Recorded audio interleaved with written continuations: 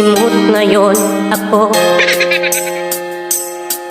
Inaamin ko, naubos na ang budget ko. Hirap naman, walang natira. January pa lang, puno din ang tuyo aking ulam. Yan agad aking ulam. Dapat pansin ko, lagi akong tulala. Dinibdib ko, gastos kong malala. Wallet ko ay